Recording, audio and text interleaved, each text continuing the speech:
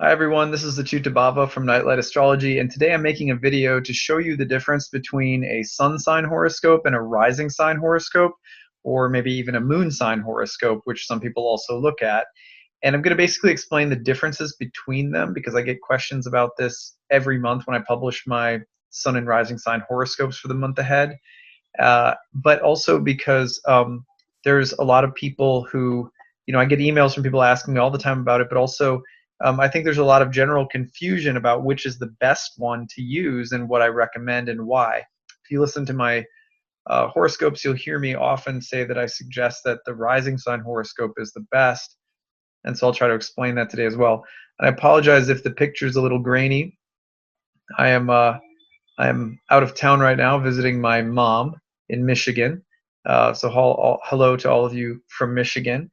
And yeah, but I'm going to be making a few more home videos while I'm here. So, all right, let's go ahead and take a look at a chart so I can give you an example of what the differences are between sun, moon, and rising sign horoscopes. So basically, when an astrologer is looking at the month ahead and creating sun sign horoscopes or rising sign horoscopes or even moon sign horoscopes, what are they doing? Well, first of all, they are reading from the standpoint of what are called whole sign houses. These are the most probably the ancient, oldest form of house division in astrology. And whatever sign is rising at the hour of birth or at the moment that a person is reading a chart or in whatever manner a person is reading a chart will constitute the entirety of the first house. So you can see right now, as I'm doing this video on Monday, July 6th, that Libra is rising. The 13th degree of Libra is rising, which you can see right here. But that means that Libra occupies the entirety of the first house. And then if you go around the wheel in order, here's Scorpio in the second, Sag in the third, Capricorn in the fourth.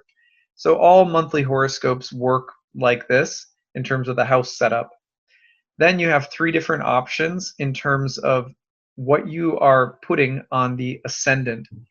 So let's just say, for example, I'm going to take away the everything but the sun and the moon for the sake of just showing you how most horoscopes work, which are either going to be your sun or moon or rising sign that you're going by. So what's the difference? Okay, well, let's just say, for example, that we're going to use Libra rising. Let's say that you're a Libra rising. What the astrologer is doing when they read your chart for the month is they are looking at the chart of Libra rising, and then what they are doing for the entire month, let's say of August 2020, is tracing the movements of the planets in the sky through the signs, and those movements and aspects that the planets made are going to be read in terms of the houses that they pass through relative to a chart that is cast for Libra rising using a whole sign format. Okay, so you could have a Mercury-Mars square or a Venus retrograde or a Mars opposite Saturn or a Sun-Pluto transit or whatever's going on during the month ahead. You're reading it, if you're the astrologer, as it orients toward a chart that has the houses configured as it does when Libra is rising.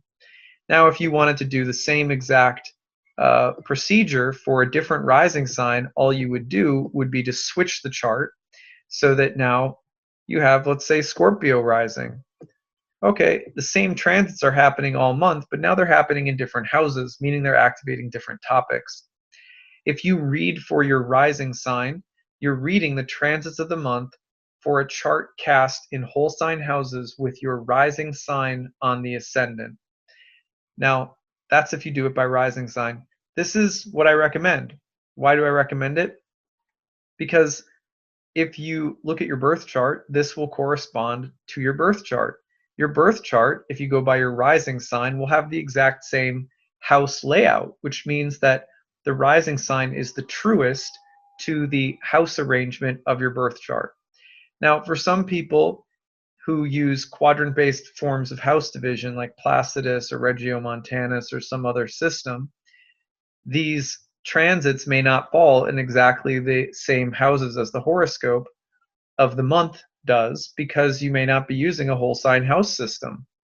I use whole sign houses in my practice all the time because I'm a traditional astrologer, and so it's really easy to follow along with. If you use whole sign houses in your birth chart, your rising sign horoscope every month is going to sync up with the transits to your birth chart every single month, no problem. That's why I believe it's the most accurate. If you're using a quadrant-based form of house division, chances are it's still going to match up the closest. Now, but I recommend using whole sign houses anyway, because it's the form of house division that I teach with and so forth. Anyway, regardless of if you do or you don't, that is how rising sign horoscopes are cast. Okay, so let's just give you one more example. Let's just say I wanted to put Pisces on the ascendant. Okay, so if you're a Pisces rising, same thing. I'm looking at all the transits for the month ahead, whatever month I'm looking at, and I'm seeing what houses they fall in. Like, oh, look, here's the moon on such and such day about to make an aspect to some other planet in the ninth house, or whatever the case might be. So you're tracking out the monthly aspects between the planets and plugging them into a chart that's cast with Pisces on the ascendant using whole sign houses. Now, the same exact thing can be done. Let's say that you are a Cancer sun sign. People will say, like, I don't understand. If I read for my sun, my sun is in, if people read for their sun signs, they're going to notice that it's very different from their birth chart. Unless your sun sign happens to be rising when you were born, then it'll match up. Otherwise, it won't. So if you put the sun in the first house of the chart for the month ahead, so in other words, say you're a Cancer, we're going to cast the chart by putting Cancer on the ascendant, right? Or let's say that you're I don't know, let's say you're a Scorpio. Okay, we're putting Scorpio on the ascendant. We're taking whatever your sun sign is, and we are making that sign the entirety of the whole sign first house. And then we are reading the rest of the transits of the month relative to that. Now, the thing is, of course, that this does not sync up with the house positions of your birth chart. It is prioritizing the sun and making the sun the center of the investigation by putting it as your first house. That's a divinatory move, you could say. Same thing with the moon sign. Let's say you're like, oh, I'm an Aquarius moon sign. I was born with the moon in Aquarius. All right, well, let's just put Aquarius on the ascendant then. I'm reading now for my moon sign. So sometimes astrologers will say that there are certain kind of benefits for turning the chart and putting the sun sign or the rising sign on the ascendant for the month ahead.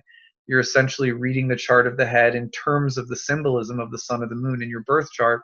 But the problem is that those houses won't sync up with the actual house positions of your birth chart like the rising sign will, unless your moon happened to be in the first house or your sun happened to be in the first house when you were born. So my recommendation for everyone is to go with your rising sign, because then you get the whole sign houses configured to the way they were when you were born, and I find that that's the most accurate. However, in modern astrology, sun sign astrology became so popular, and people really started thinking of themselves as their sun sign, to the extent that horoscopes were written by taking the sun and putting it on the ascendant and being like, well, let's read for read your horoscope if you're a Cancer sun or a Libra sun or whatever the case might be. I certainly don't want to hate on using the sun or moon as your horoscope for the month ahead. I just personally think that having the houses configured to your birth chart is the best, and so I recommend using whole sign houses when you read your chart.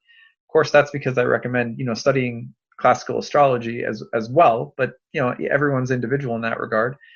And using the rising sign as the sign that you read for every month ahead.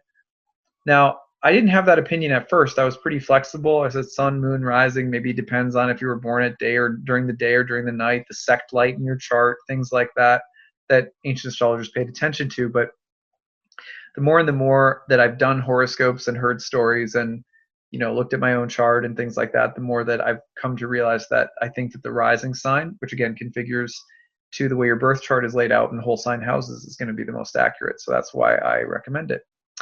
But when you hear me talk at the beginning of my videos, you'll always say this is your sun and rising sign horoscopes for the month ahead. And the reason for that is that there's tons of people that still read every single month for their sun sign, even though putting the sun sign on the ascendant of the month ahead chart is not going to sync up to your birth chart identically unless you were born with the sun rising.